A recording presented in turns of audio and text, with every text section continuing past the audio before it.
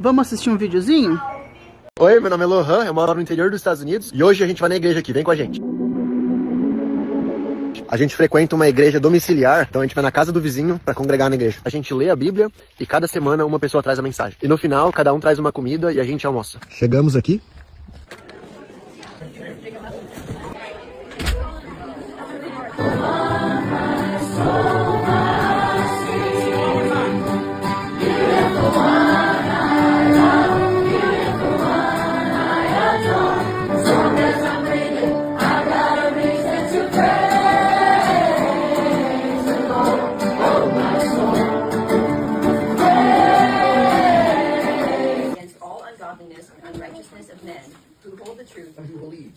To the Jew first, and also the Greek. Now, can you just see that? Oh yeah. That's a big dog. Are you doing the full material? He's also very good.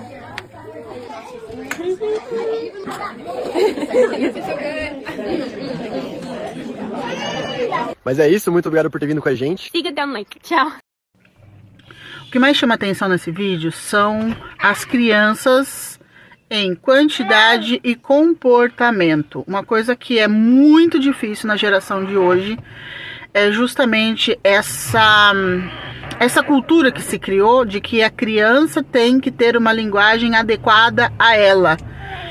É bom, mas vocês conseguem perceber que ali naquele ambiente as crianças interagem, cantam, louvam.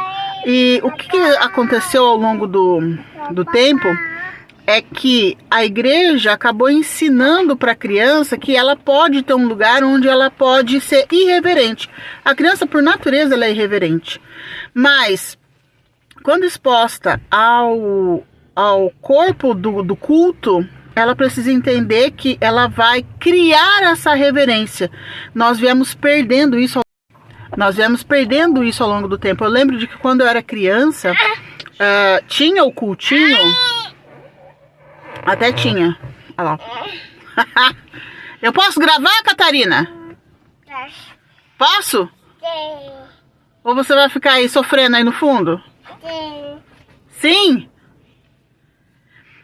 Eu lembro que eu era criança e meu pai e a minha mãe já saíam de casa com a conversa pronta.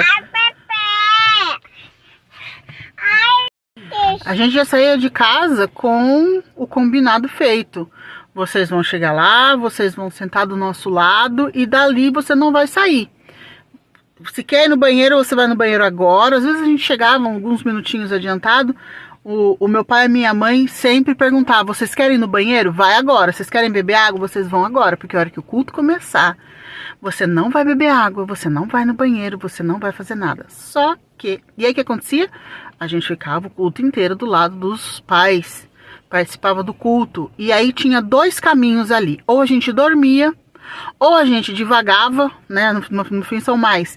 Ou a gente prestava atenção no culto. E com o tempo, conforme ia passando, conforme a gente ia crescendo, a gente ia entendendo a dinâmica do culto e ia participando e ia criando essa educação, essa reverência na hora do culto.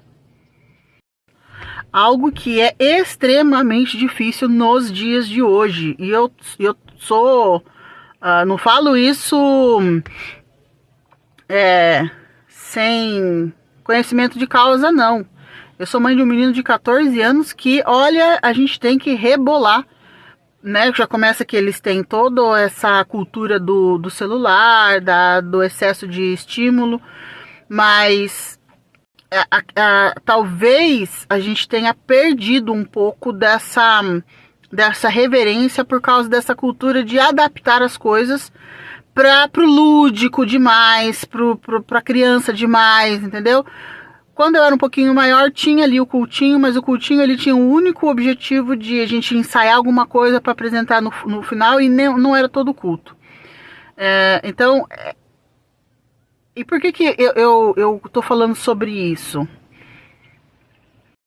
Quando nós tiramos a criança do culto e colocamos ela lá num lugar onde é apropriado, onde ela pode fazer bagunça, onde vai ser servido um lanche, onde ela pode ser criança, ela não entende essa diferença de, estou brincando, estou na igreja e preciso me comportar.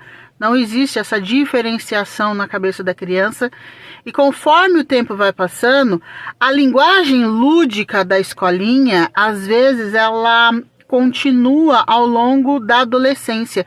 Quando a adolescência entra, as crianças geralmente têm dificuldade de compreender Deus, de compreender fé, conceitos, né, de fé, de céu e inferno, e aí entra a racionalidade, trazendo para a criança elementos do cotidiano e do mundo secular, da ciência, confrontando a fé, dizendo que fé e ciência não cabem no mesmo lugar. E o que os pais, muitos pais enfrentam nessa fase? Adolescentes que começam a apostatar, entre aspas, por que entre aspas? Apostatar da fé. Porque essa criança, ela não aprendeu a ter fé enquanto criança. Por quê? Porque ela não estava no corpo do culto. Ela não estava com o pai, ela não estava exercendo reverência. Ela não estava exercendo reverência à palavra ou a atenção plena à palavra. Por quê? Porque tudo era muito lúdico, tudo era muito oba-oba, tudo era muita brincadeira. Tá?